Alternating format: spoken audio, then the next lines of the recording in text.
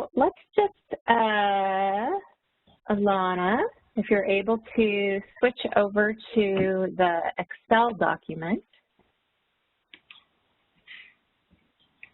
I'd like to have that up. Okay.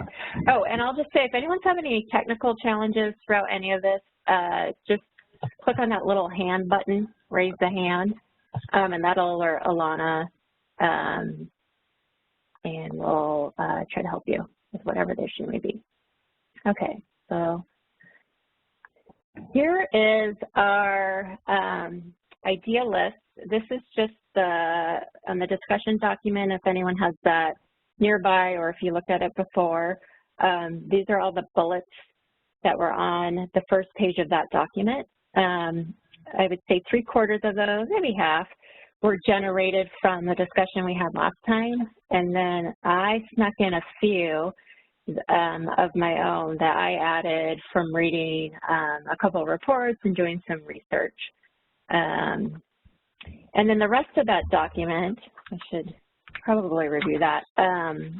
Our new intern, Juliet, who's also with us today on this call, just started, I want to add that caveat, just started to dig into what other states are doing around green bank, green investments, and was doing some research on that for us as background work and to help jog ideas or prompt ideas of what other states doing that we might want to translate into Washington. So the page 2, 3, 4, 5, 6 talk about some of those examples from other states.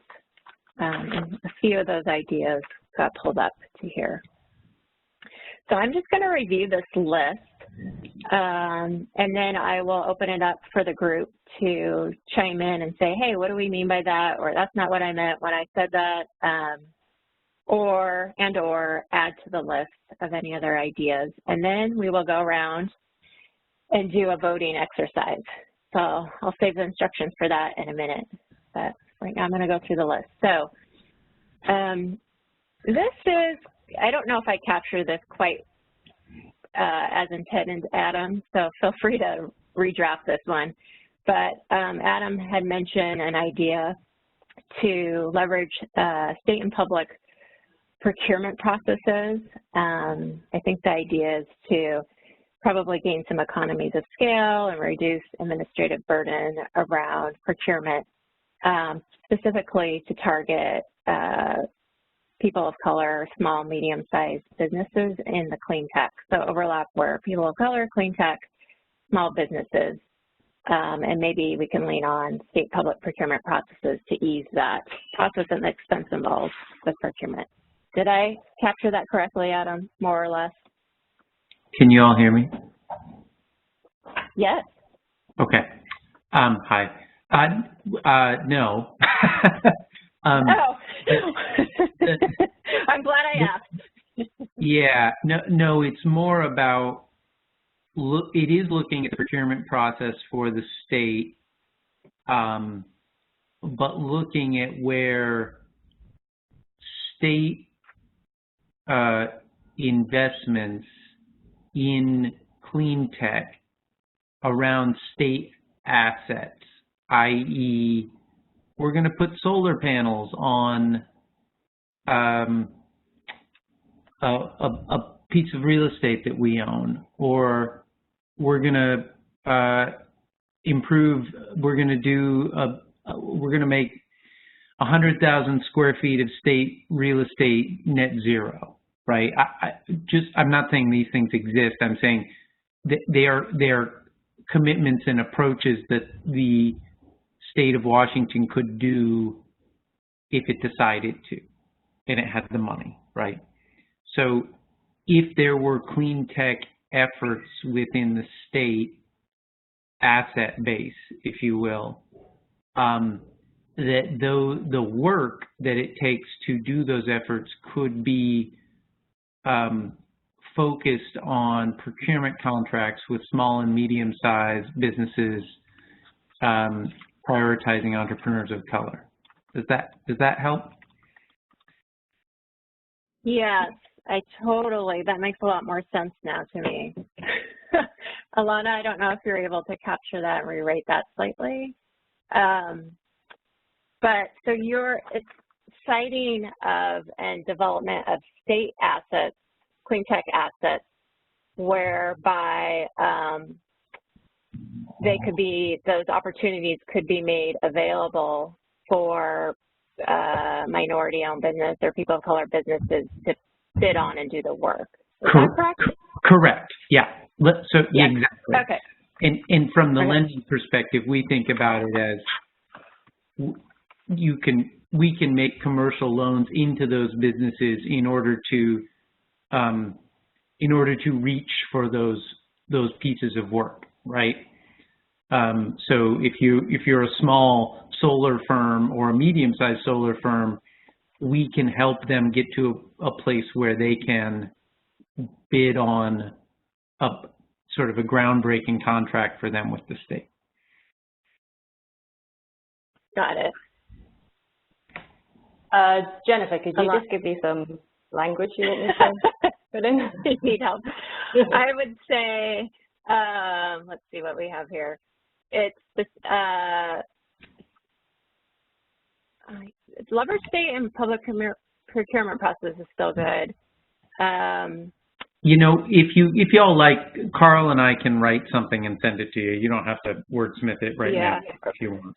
Okay. Maybe if one of you wants to type it in the chat box, then we can reflect it. Alana can reflect it there. Okay.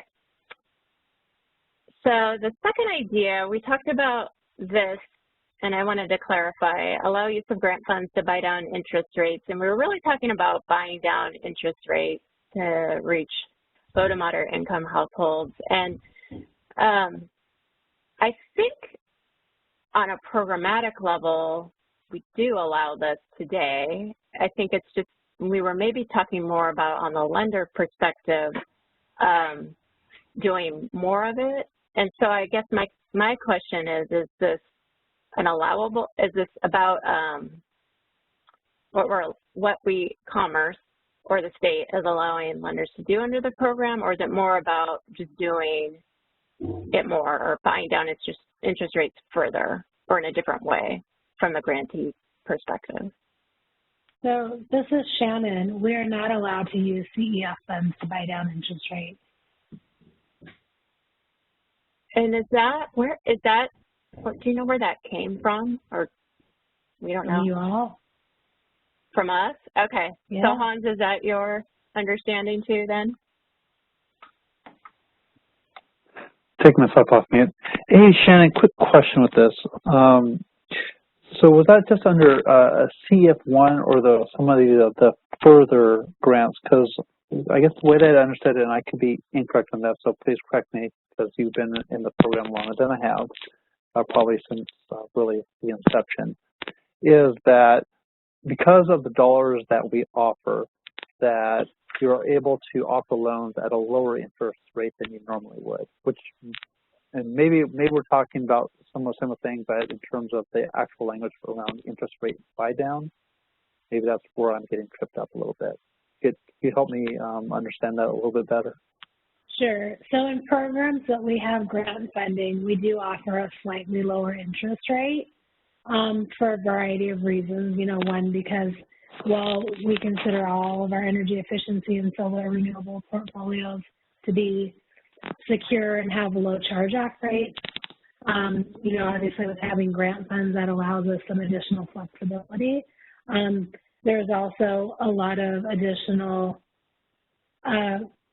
you know, as you know, there's information we have to get from our partners like the contractors, additional forms. So we also want people to utilize the programs instead of going to another program where it's less work for them. So it's a slightly lower rate. I'm talking about saying, hey, instead of charging 4%, let's charge low-income households 1% or 2%. In order for us to do that, we need to be able to use some of the grant funds to offset that difference in interest rate. Does that help? And that's what we cannot do. So us offering lower interest rates within this program is a choice. that the credit union makes from a business standpoint. It's not anything that the grant fund is necessarily allowing us to do or giving us money to do. Right, understood. So yeah, thank you for help clarify that for me. So even though you're able to offer things at a slightly lower rate just because of the dollars that we provide, in terms of doing a true interest rate buy down, there would need to be additional funds and some guidance within the actual program to allow that to happen. Right, because as far as I know, it's not allowed. Right, and it doesn't have to be additional funds. It could even be reusing, using funds we already have to say, okay, we have, $1 million and we want to use 100,000 of it or whatever dollar amount to buy down interest rates for, to whatever rate that might be for, homeowners that are below whatever we want to say that amount is. But yes. Okay, thank you. That was very helpful. Okay, perfect. Thank you. Okay, so we'll leave that on there. You don't have to have it yellow, but if you unhighlighting it is difficult to do a lot of right now, that's fine. Leave it yellow. Okay, so that helps clarify that. So we would want to potentially dig into that further, make that expressly allowed. Okay. So idea number 3, we had provide funds that directly support education and utility engagement on clean energy financing options and enrollment. We talked a lot about trying to get the utility more engaged on the products and doing more widespread education and promotion. Number 4, require the use of the environmental health disparity map to the greatest extent possible to identify high-need community investment areas. Number 5, expand on-bill financing so it's available statewide. Currently, it's available at select utilities or through select utilities. Number 6, we talked about, I think this was Samir mentioned this one, provide loan securitization to prevent default. Talked about longer loan terms came up a lot. So I don't know if it's create stability or promote longer loan terms.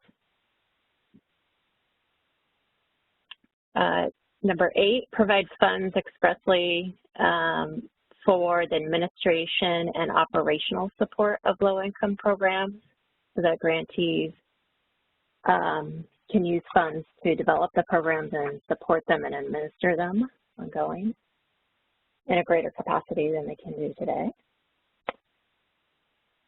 Number 9, we talked about the community PowerWorks type model that centralized the consumer experience to help reach underserved communities, and the interest, there was a 0% interest rate on those loans, I believe. I got that correct.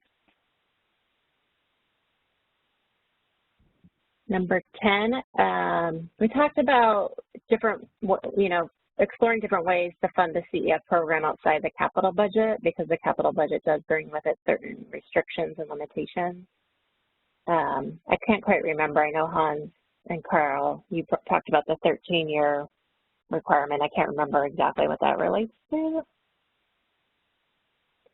And I know that's one restriction or limitation, but there are probably others.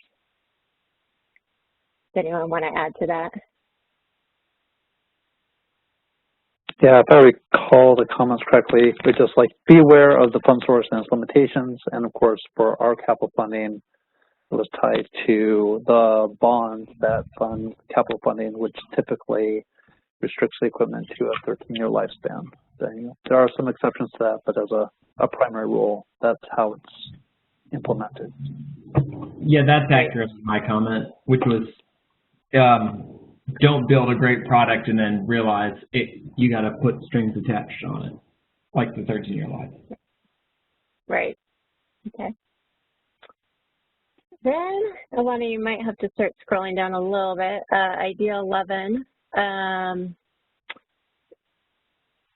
We do have, so I put add specific and intentional conditions to CEF akin to the Clean Energy Jobs Fund investment conditions, where they have some statements around must do no harm and reduce greenhouse gas emissions. I think we have a lot of that already embedded into CEF, but they did have a specific 20% directed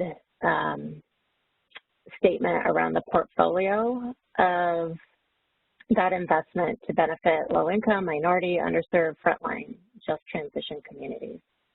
We have a little bit of language in the latest round of CF around that, but it's not quite as specific or expansive. So that's an idea. Number 12, broaden eligible technologies to include energy storage, maybe other climate resilient infrastructure, and other emerging technologies. Idea 13, evaluate borrowers based on utility bill repayment history rather than solely relying on credit scores. This is something a few other states are doing. Number 14, offer the ability to provide grants that are paired with loans. So that came up a couple times, and other states are doing that as well, where repayment through utility savings require no cash outlay.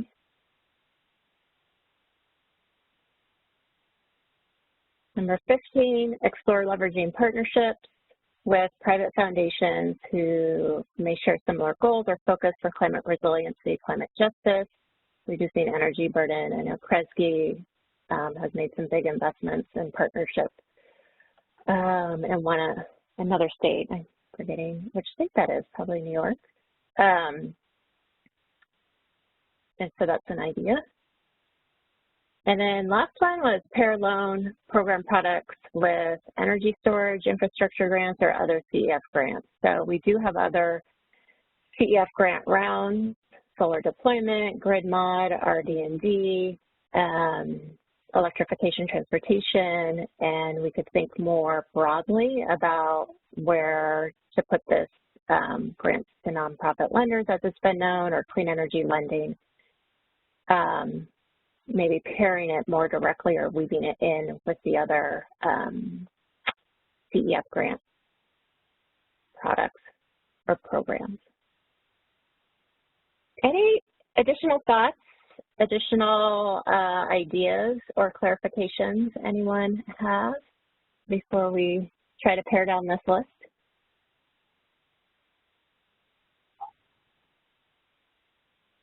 Yeah, hi Jennifer, this is Linda. Can you hear me? Yeah, I can hear you.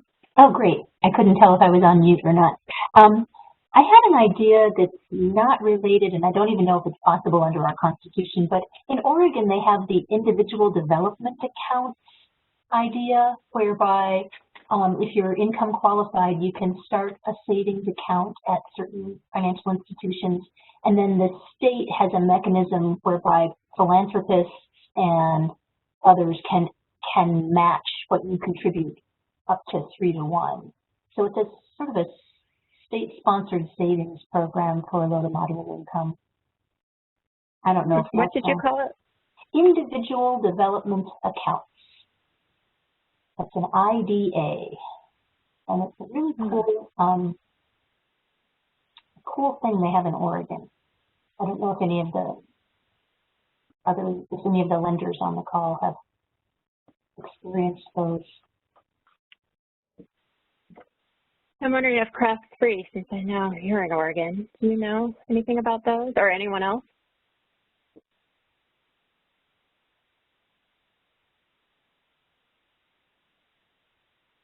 If you're talking, we can't hear you. I'm not familiar with that program. I mean, I think this is Adam. I think IDAs are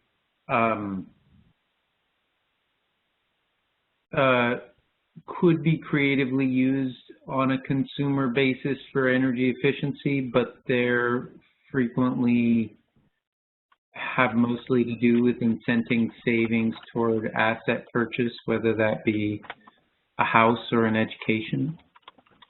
So the state of Oregon also has a specific funding method for IDAs. I can't remember exactly how it works. Okay, well, let's let's add that idea to the list, and, you know, sounds like something, if there's interest, we could investigate it further, figure out how that works. Any other ideas or clarifications?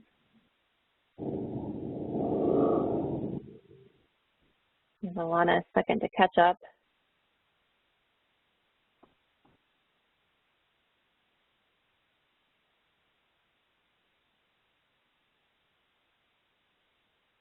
Okay, well, I think we have enough for our initial brainstorm anyways. So what we're gonna do is pretend you're in a room with all these ideas on a flip chart, and I'm sure you've all gone through this exercise at some point in your life of been given 3 voting dots.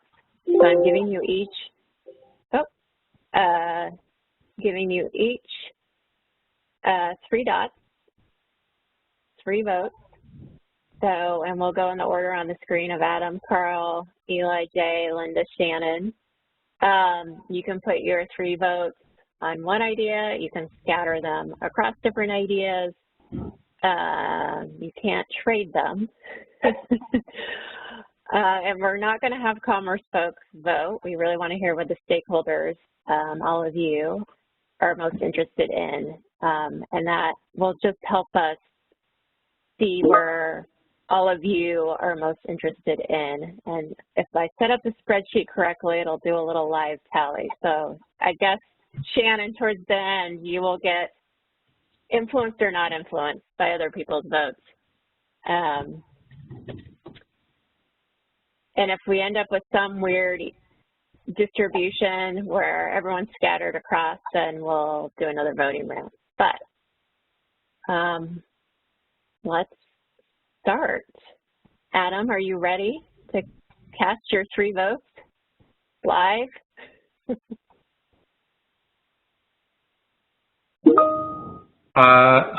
Sure. You can put one on number 1, number 10, and number 12.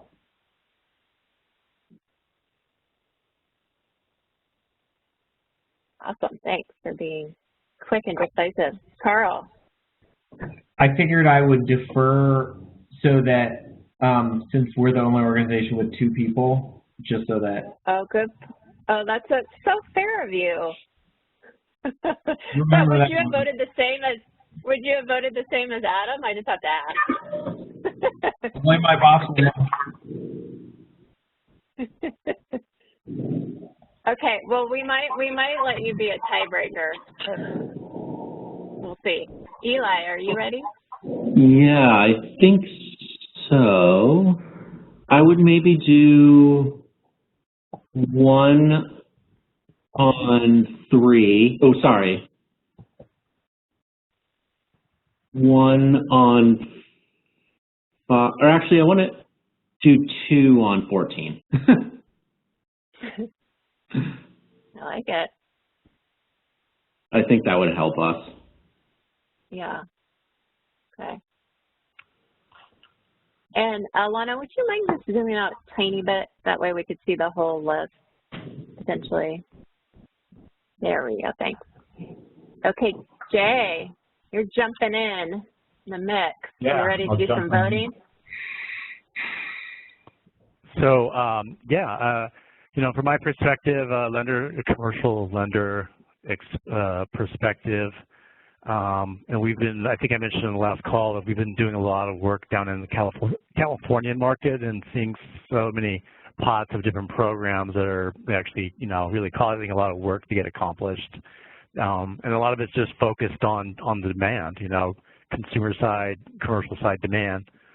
So I have actually really liked the concept of the interest rate buy down, you know, to buy down a rate from a typical commercial rate to a couple hundred basis points less. That seems to move consumer activity.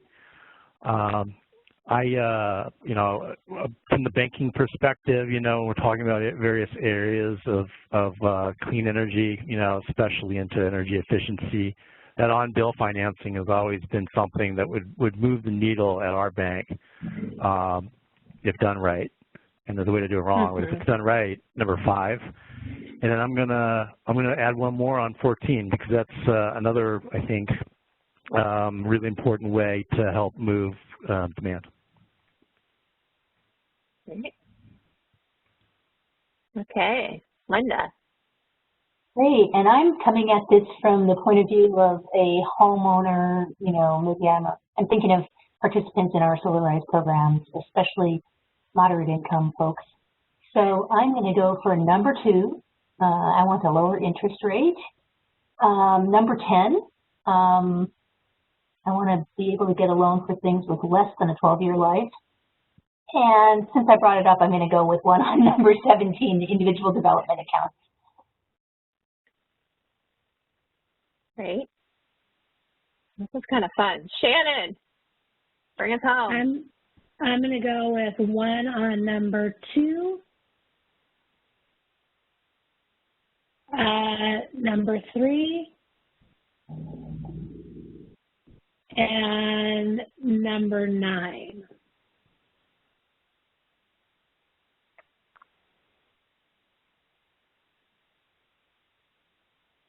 Okay, so we've got idea number 2, getting some traction, getting some love. Idea number 14, and then we've got 2 with 2, is that right? Number 3 and number 10. If I'm seeing the numbers correctly. So, Alana, could you just highlight those 2, 3, the rows 2, 3.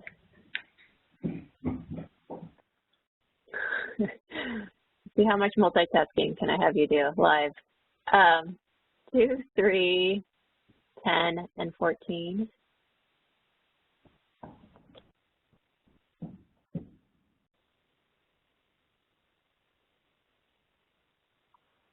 Great.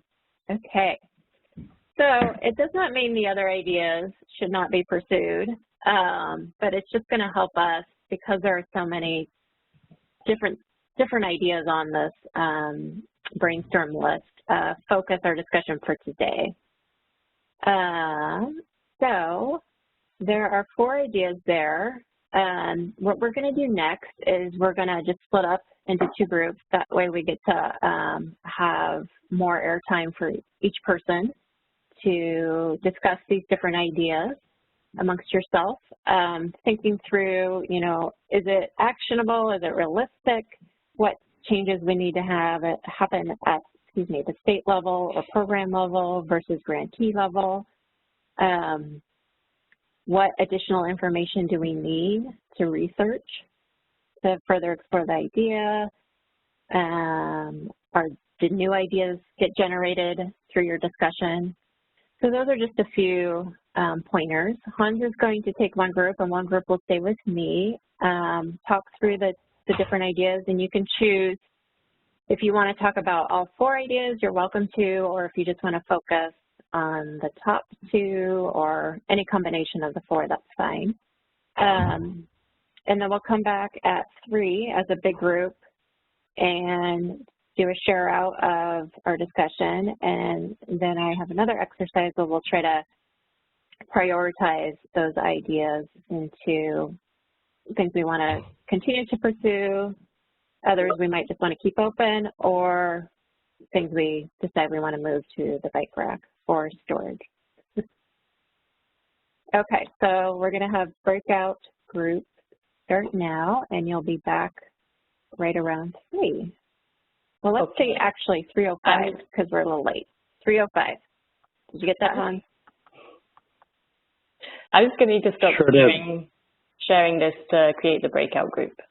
So just checking that everyone who needs it has these points jotted down.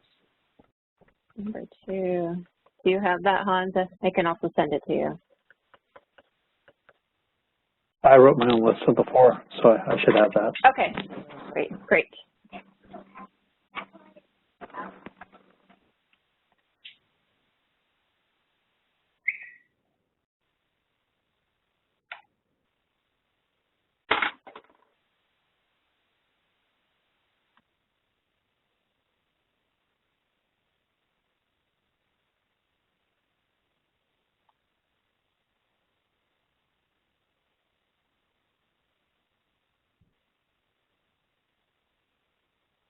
Okay, and will you let us know when breakout is done?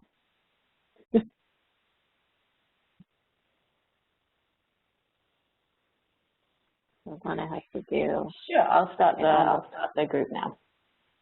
Okay.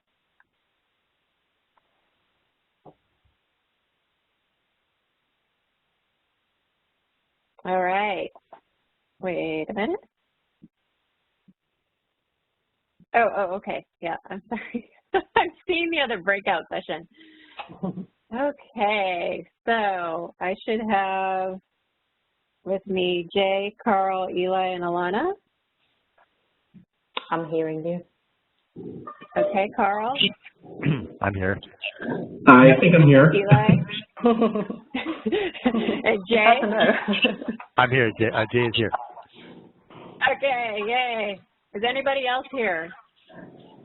Yeah, this is Shannon. Oh. So I got an invite from Adam and I clicked it, but it shows I'm not hearing them, I'm hearing you guys. Oh, you know why? Because you're on the phone. Yeah. Okay. Sorry. Shannon, you get to stay with us. Okay. Because you're a call-in user.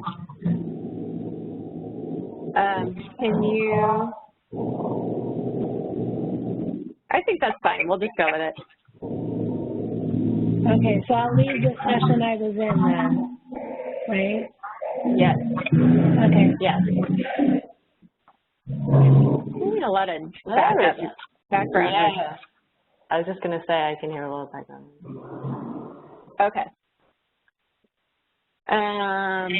All right. So we've got, and since we're in this session, Alana, could you share that spreadsheet again? Sure thing, yeah. Okay.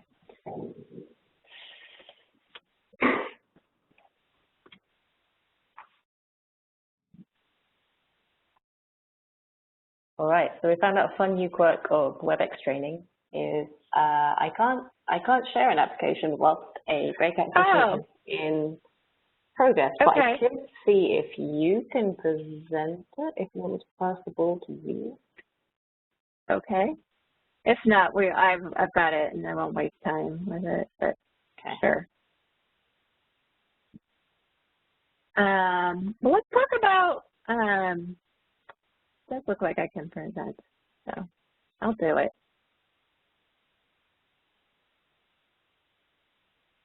Oh, nope, I can't. Never mind. So let's talk about, we've got buy down of the interest rate. We've got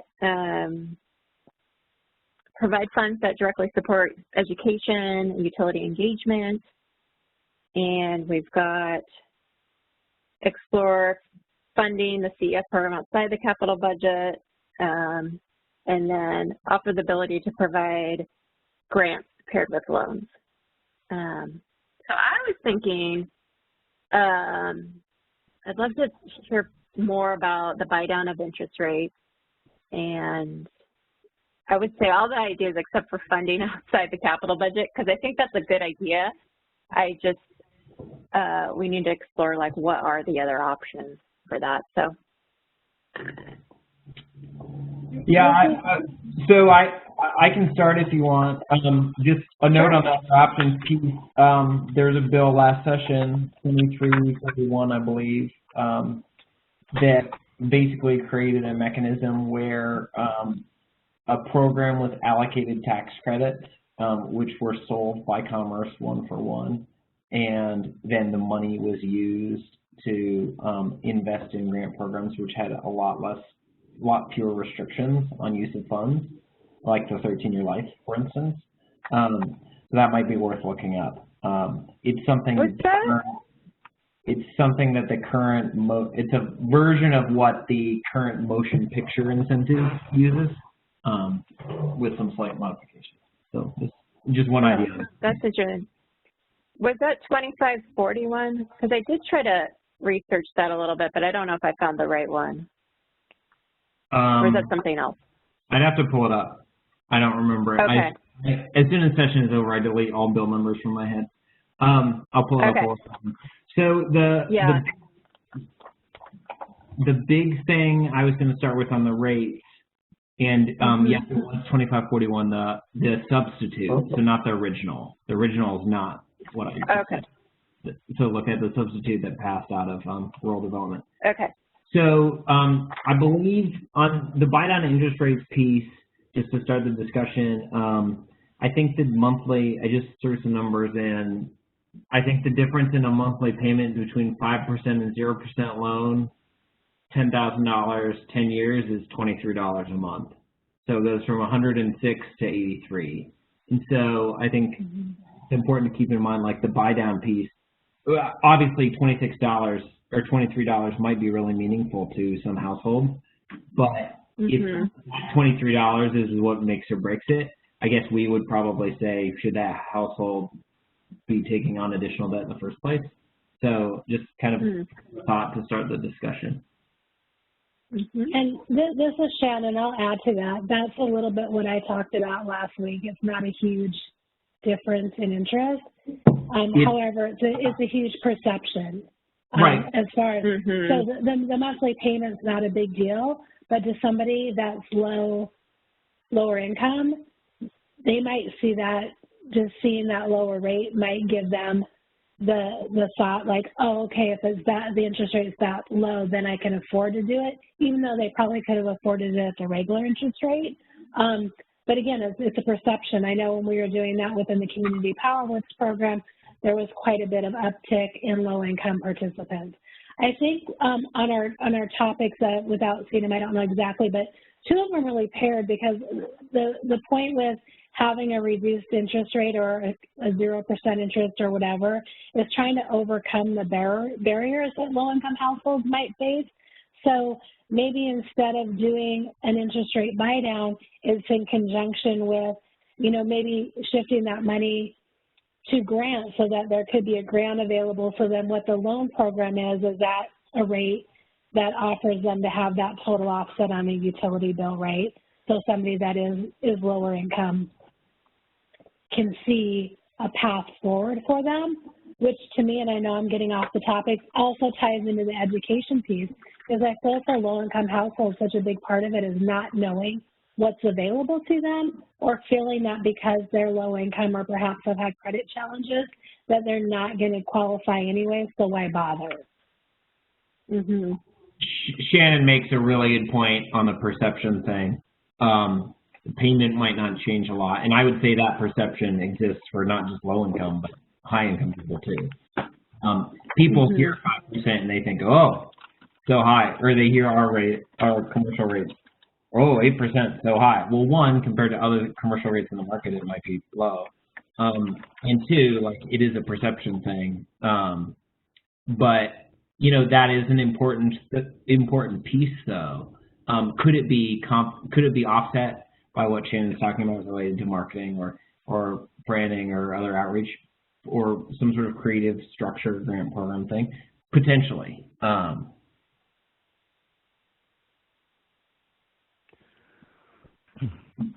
Okay, I'm going to stop trying this whiteboard. I can't do this. I tried this last time, but I wrote it on a piece of paper, so keep talking.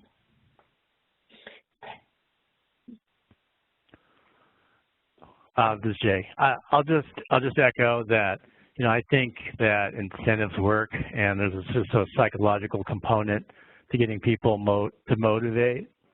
And but that's the perception, you know, word that was just used. I think that's an accurate word. But the other thing that I really like about the concept of a buy down is it's just very flexible. You know, it would give those who would be the deployment mechanism for the funds a tool that could be wielded in a lot of different ways. You know, you can do a consumer side loan or maybe a commercial if that's potentially one of the outcomes. It could be used for efficiency or a new generation. It can be really used in a whole host of ways, and it's just, I think it's been proven to be effective in other areas of the country that have seen it employed.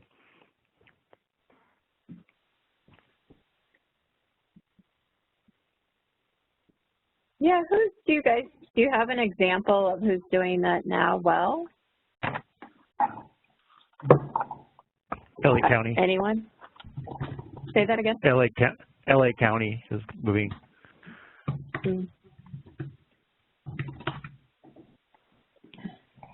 Where they're doing low to zero interest rate and grants? Yeah, it's an interest rate buy down, and I think the grants are a really good companion part. I haven't observed the grant piece. You know, the companions I've seen have been rate buy down, not to no, but too low. And then a loan loss reserve that's the companion that from a banker's perspective that eats up a lot of the risk especially on an efficiency deal.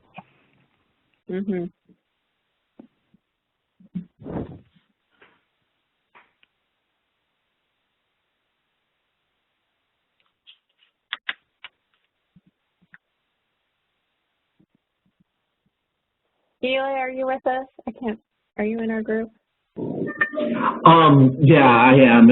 Sorry, our interest rates are pretty low, and I think our lending is just so different than Craft 3 and Puget Sound Cooperative Credit Union. So that wouldn't necessarily. Yeah, I mean some of the loans we've done with these CEF dollars have been, you know, like 2%, some even less. Is there, what about the pairing with other companion financing products, whether it be incentive or grants or? Yeah, I mean, I think the grant piece could help us because, you know, often when some of the organizations we work with, you know, energy efficiency isn't their priority. You know, it's you know, meeting their missions. You know, the nonprofit mission for their existence. So when we talk to them about these sort of projects, unless it's, you know, something they desperately need to do, if it's really going to cost them money, it may not be worth it for them. So, you know, if we can combine it with a grant, you know, where we can model it out to be where the utility savings could be pretty close to, you know, the debt service, it's just, I think, an easier sell for us. And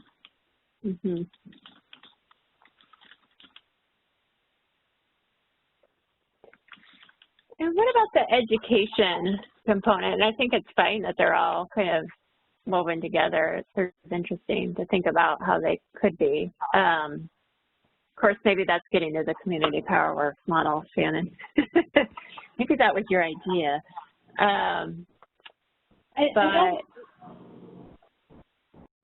Sorry. Go ahead. Oh, no, I was just going to say on, you know, what could that or would that look like? Would it be like a statewide campaign? Would it be funds on the education and utility? Would it be funds to some other entity I'm just trying to envision how that work would get carried out and what that would look like since we have so many different utilities. On a most simplistic level, if utilities just put on their statement like, hey, here's some options for doing upgrades to your home, here, just like a reference or something to a web page or something where they could tell more about the program. People in Eastern Washington may not know who Craft 3 is, or may not know, or somewhere else in the state may not know about us or Craft 3, or the work that Eli's doing with his organization. So if their utility is saying, hey, there's this great product and programs, here's who you should reach out to, that's lending credibility, and again goes back to the perception and maybe helping people that have had past credit challenges understand that there are options for them to make the improvements that they want to do. Yeah, I'll second those items. You know, the marketing budget, I'm going to go out on a limb and speak for the three vendors participating in the program and say our marketing budgets are not that robust, right? Like, we need partners to get the word out. And as an example, for City Light, which we've worked with a long time, like City Light has told us, well, we don't want to tell our customers about you because it would be showing favoritism. So we have to be super careful about how we like. And I don't mean you like Craft3. I mean like Shannon. I think you were on some of those discussions too in the past of them not wanting to be perceived as like favoring a lender or favoring like a set of products over others. That and so like when that's where the starting point is, and that's City Light. That's someone who's collaborative and really wants to get the word out. You know, that's tough. Right, and I also kind of feel, yeah, and TSC is the same way, and you're right. That's everybody's thing. Like I had meetings with the UTC, and they're like, oh well, we can't, you know, we don't want to show favoritism, and part of me is like, you know, maybe Commerce has a web page where all of this information about the lenders that are in the program reside, because you don't want to make it overly comprehensive. So like some of the programs in Oregon have like 50 lenders. So as a consumer, it's hard. Like, what am I going to call all 50 lenders and see what they're doing? That's a lot of legwork to do, and then I'm probably just not going to do it. But if it's a handful of lenders, then fine. And it's also, and Carl, you probably feel the same frustrations sometimes too, right? It's like, we've been doing the work. So yeah, go ahead and shout it on your webpage, like, hey, there's some great institutions that are doing the work. I don't care about the other banks and credit unions that haven't found value in this, and now suddenly like, oh yeah, let's hop on the bandwagon because we can make a buck. It doesn't, you know, I mean, sure, good for them. Sorry, I'm getting a little self-righteous. But it's like, we've been doing the work for a long time, and there should be, I guess, I kind of feel like some reward for that. And so maybe if it's something, I know that's what SNOPUD did for a while, because we were, had a, you know, and we still do have a lending program in Snohomish County, so SNOPUD would refer their customers to the county's webpage, which then had information about the programs. So, you know, again, maybe it's something that could reside on the Commerce's website, and then the utilities could refer their customers to this link that gives basic outlines of what's available without being overwhelming. And every, I think the challenge is every stop, right, on the customer journey creates an additional, like, falling off of people who give up. And, you know, so right. The inertia just goes with each step. Right. And the other piece is, at least on the consumer marketing side, why I think you hear Shannon and I talking a lot about the utilities is like neither of us want to tell every customer at PSE or City Light about this program. And especially if we're trying to serve underserved people, we want to target those folks. And the only way you find out who is using a ton of energy and is low income is by working with the utility and their customer database to come up with the marketing list of who you're going to try to do outreach for. Like, I don't have that list sitting in my house or my office. I definitely don't have it in my house. Right. And so, like, that's the other piece of this, at least on the utility consumer side for sure, which is, you know, like, that's really important data that if it's to serve a specific population, we need some sort of collaborative access to that. And I don't blame them for wanting to keep it secret, but it just is like one more thing to like get in the way. And it can always be caveated with like a statement at the end, like, you know, check with your local bank or credit union, right? But the agencies and companies like Craft3 and PSCCU and the housing place that have been doing the work, you know, we get selected for the grants because we're good at what we do and we put the money to good use.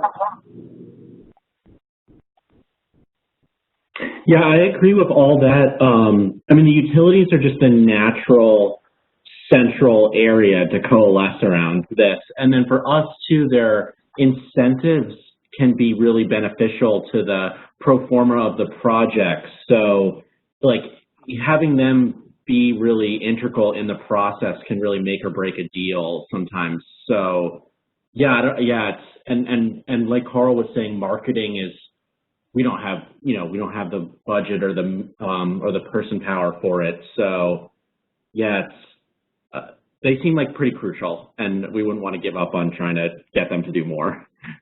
Right. And if there can be sorry, I was going to add really quickly, and if there could be closer partnerships with the utilities, it kind of goes back to like, okay, let's say the utility is having a $1,500 rebate on a heat pump. Well, it's great if the rebate goes directly to the contractor and the contractor just takes that right off the bill, but that often doesn't happen. It goes to the homeowner, and then the homeowner either spends it, maybe they pay it to the contractor, but that doesn't change the amount of the loan payment. It'd be nice if it could just, there could be a partnership where we say, okay, we have this incentive, and maybe it's something that the lenders get a little bit involved more in managing and saying, okay, great, well, it'll be paid directly to the person doing the work. That way we know we can do the loan for that amount less, so that the borrower has a lesser payment to begin with, and we don't have to go through the hassle of trying to refinance it, or the homeowner doesn't have to say, I'm just going to spend this on something else. It seems like it's a smoother process. And yeah, that's like a great idea. It's just eliminating a hurdle, right? It's just making it easier for everybody.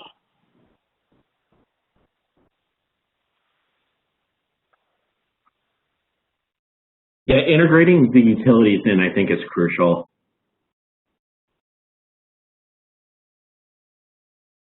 Okay, I'm taking notes.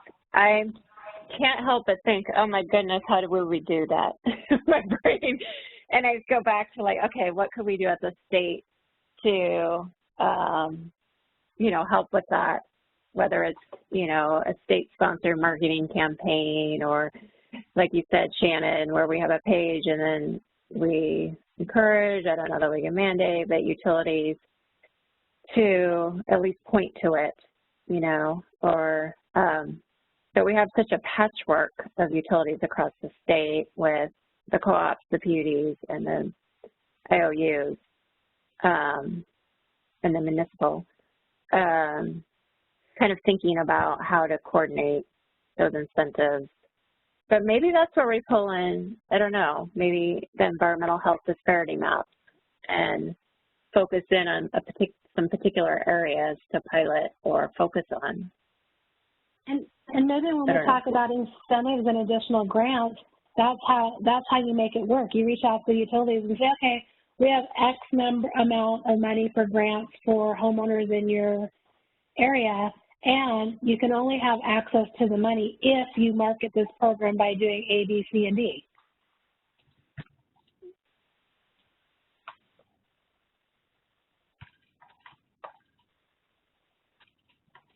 Will you say that again, Shannon? I was trying to write it while you were saying it. Well, I was just thinking, like, say if Commerce had money to use for grants to help low-income households, right? Yep. Then part of the messaging could be reaching out to the utilities and saying, okay, we have this amount of money for homeowners in your area, you know, in your utility district, but you can only access this money if you market the program, and here's what we need you to do to market the program. Okay, got it. Grants made to the utilities with the conditions. Yep. Yeah.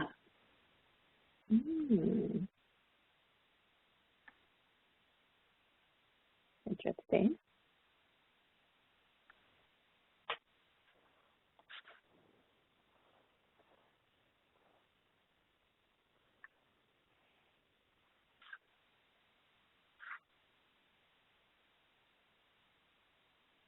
Some more notes. Other thoughts on that? Or any of this? 2 more minutes before I think other group will join us. You know, the other thing that was going off in my brain, because I do oversee the weatherization services for the state, and we work so closely with all the community action agencies, and they're all under contract with Commerce, because we funnel all the weatherization funding to them through LIHEAP, DOE, BPA, et cetera. And maybe, I don't know, maybe there's another opportunity or synergy because they are doing the income qualification and energy work for weatherization services. And maybe there's something there that could help with outreach, marketing, or connection with consumers.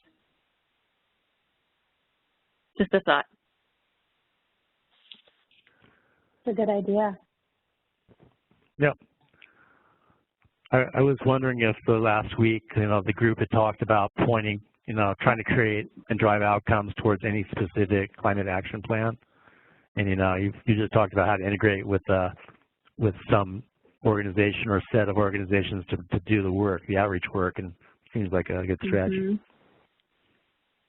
Yeah, we've got, and, Commerce's position where we are already for, 40 plus years provided support for all 27, 24 community action agencies, including 3 tribes who do weatherization services.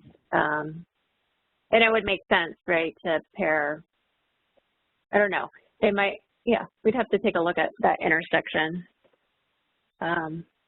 It gets a little bit towards that, Shannon, of like, if they're very, very low income, it probably, even if they are qualifying for weatherization or LIHEAP, then they might not be still in a position where they should take on debt, Right. But there's, there's some intersection there or crossover, I think. I agree to that, yeah.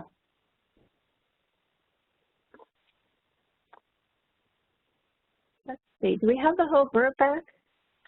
I can't tell. Yeah, I think our group is back. Okay, great. Well, let's do, at least you're back on. I can see everybody else, so I think everybody else made it back. Let's do a share out. Our group talked about all 4 ideas. We talked the least about the number 10, the exploring the CF program outside the capital budget. We did kind of talk a little bit about it, but not much. But I'd love to hear from, I'm going to toss it to your group first, Hans, to hear what you guys were talking about and thinking about, and then we can share and merge ideas. And Alana, now that you are, I think we're all back together, can you share the other document on the screen? The Word document? Yes. Sure. Well, this is Linda, and I'll chime in. I'm the reporter from our little group. And we only talked about the top 2, the grants to buy down interest rates and the grants paired with loans. So the first one, it was interesting to hear all the perspectives that one perspective is that grants to buy down interest rates are a very expensive way to make a smallish difference to the person borrowing the money. And Adam had this metaphor that it's like you can have seed corn that you save and use, you keep it as, as a loan loss reserve, or you can eat your seed corn and spend it and it's gone. Using a grant to buy down the interest rate is like eating your seed corn in some, that's sort of a mixed for it. One way of thinking about it. So what we would need to know more about is really is this interest rate buy down really driving people to take out loans? Does it really make a difference? How is it helpful in marketing? If we're not seeing anyone taking up loans, maybe an interest rate buy down is what you need to drive interest, but we're not, absent that, not sure if that's the best way to use the money. And then the other issue we talked about was the grants paired with loans, and we agreed that that would be a more direct subsidy to the end user, and it could be more expensive than buying down interest rates, but it's also cleaner and very clearly subsidizing the end user, and it does lead to smaller loans, which are more expensive to make. On the other hand, for the person getting the loan, it's a smaller loan, so it's easier to repay, less risk. So there's some positives for person getting the loan. Or did I forget? That's our high level summary. Oh, do we have to?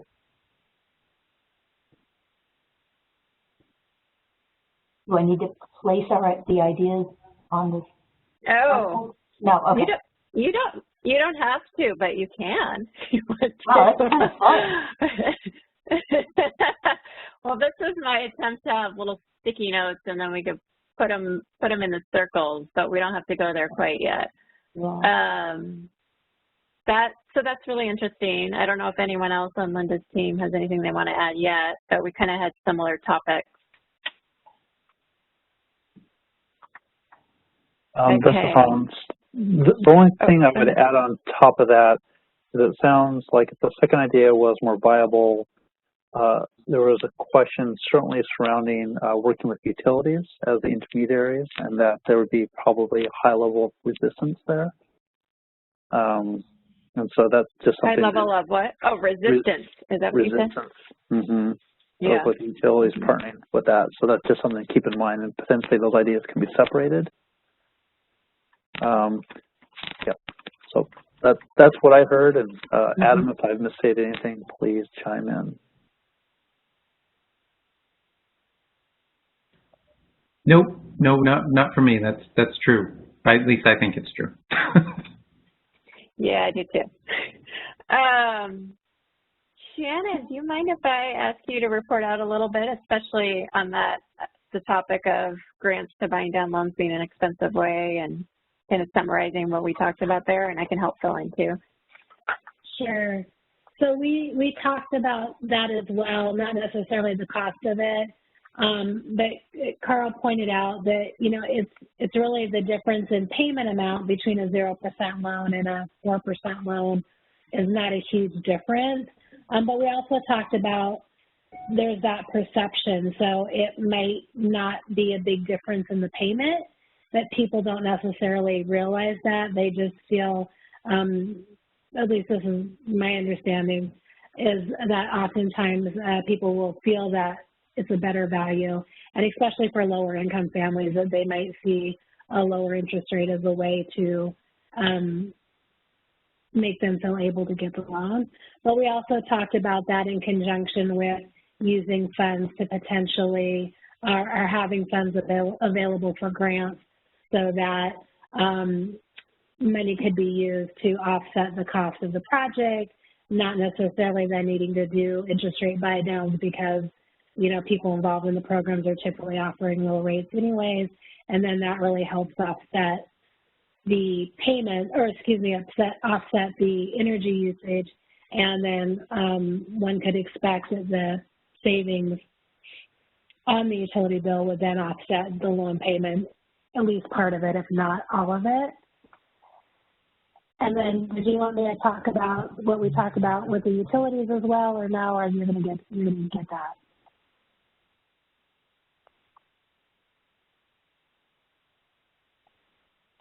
Oh, I was on mute. Go for it, Shannon. Okay. So, and Carl and Eli too, please feel free to chime in. We also talked about the utilities getting involved, and Jay, sorry. And we agree that they do push back, but we also think it's really, really critical that they're involved in the process. Like, you know, Carl pointed out, they're the ones that have access to who's using the most energy, who lives in the areas that could best be served, who's applied for different programs that could indicate their financial ability or their income level and things like that. And in ways that, you know, the common thing with utilities is, well, we don't want to show preferential treatment, or we don't want to support this financial institution. And it's not even a, you know, maybe the answer is having the utilities go back, like Commerce having a specific page on their website that really tells more about the programs and what lenders are available, and then having the utilities refer back to that. We also talked a little bit as far as grants, if maybe Commerce had grants that the utilities could use to help their customers, with the caveat only if you promote these programs. So that's kind of what we talked about as far as getting the utilities involved. And then Jennifer also had some really good ideas about weatherization programs that were already in place and those relationships those companies had with commerce and how we can maybe leverage those and better get the word out. That's all I got. I mean, I know we talked about more, but that was a lot for me to remember all that. You did a good job remembering that.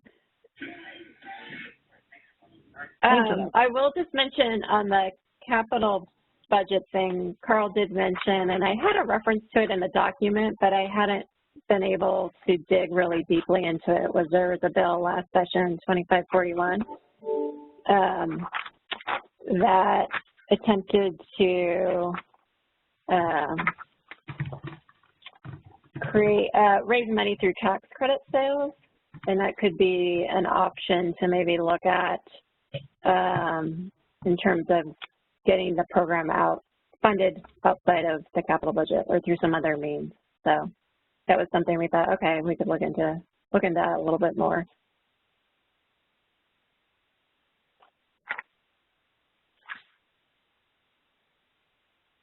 Does anyone have any further thoughts or reactions to what either group has said or questions?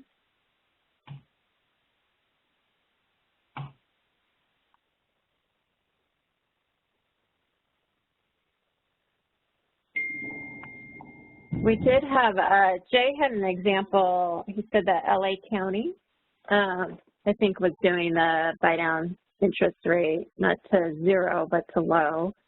And so that might be an example we want to look at further of what the uptake is and on those loans, what the demand has been like and administration and maybe, default rates, et cetera. Yeah, Jennifer, if you or any of your colleagues want to be put in touch with someone who knows the landscape in California, and actually more than California, on this kind of topic, we probably have that kind of resource maybe on this group already, but if not, then I can connect you. That would be great. Okay. I'm not going to turn that down. But if anyone else on the call has insight into California or that LA County that they want to share with the group now, love to hear it.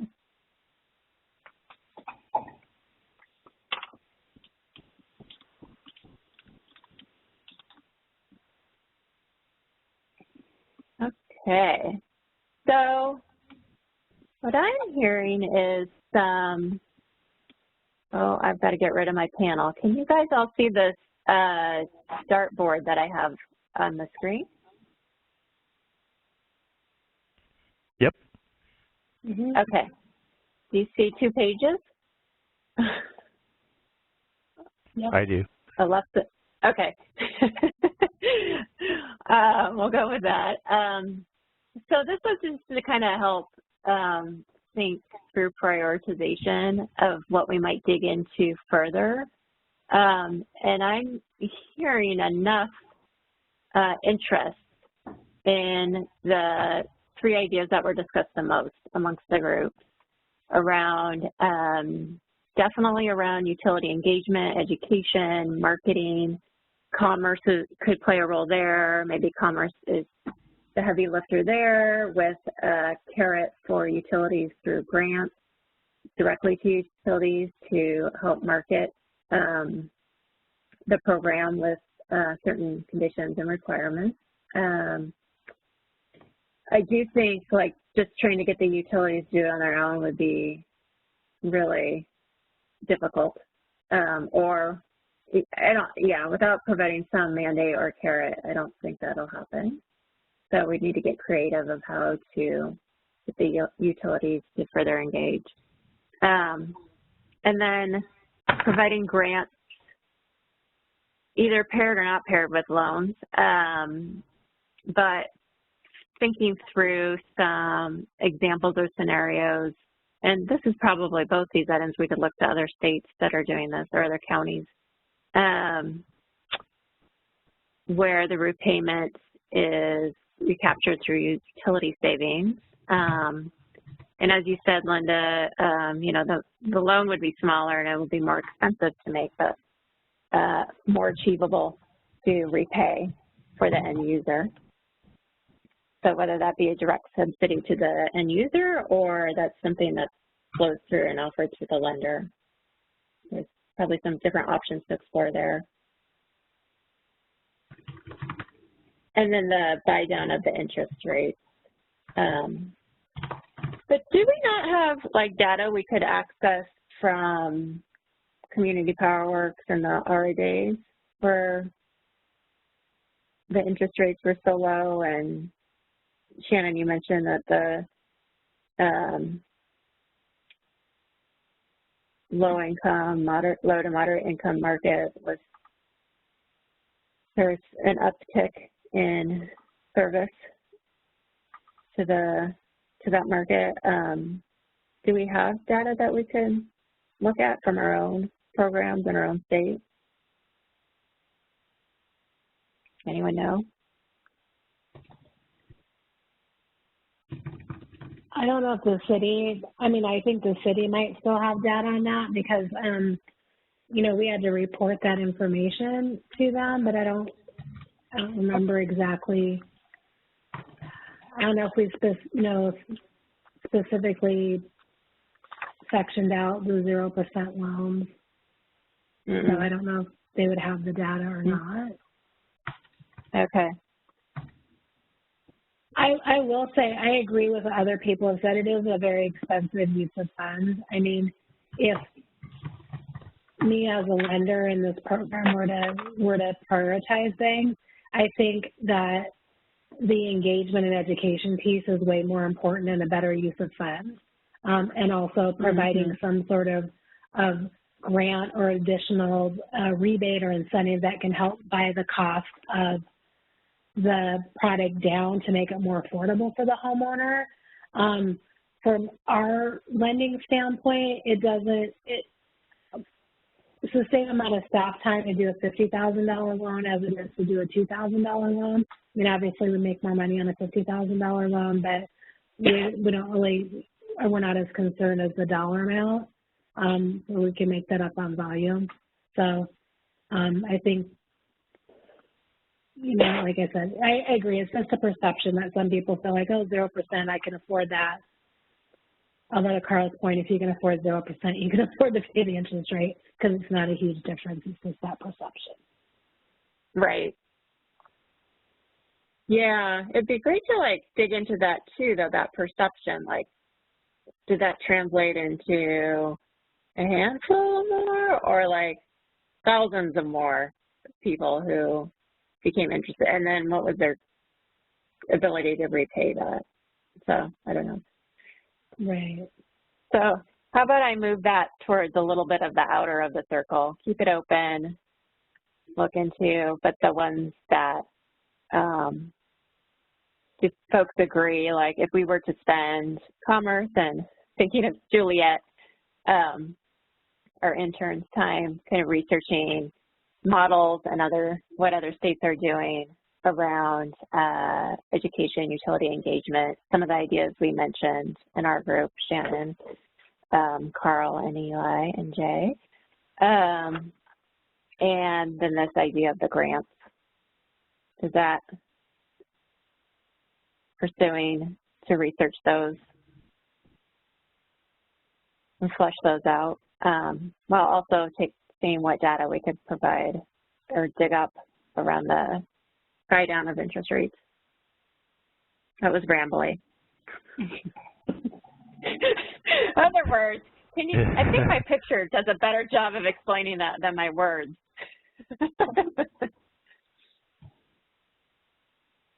I like Anyone want to add something? Anyone want to throw something more into the circles? The move to storage, we don't need to, I think, agree on what goes there. It's everything probably we didn't get to discuss or won't have time through this process to take a look at. But is there anything anyone wants to promote to kind of to keep open or pursue now?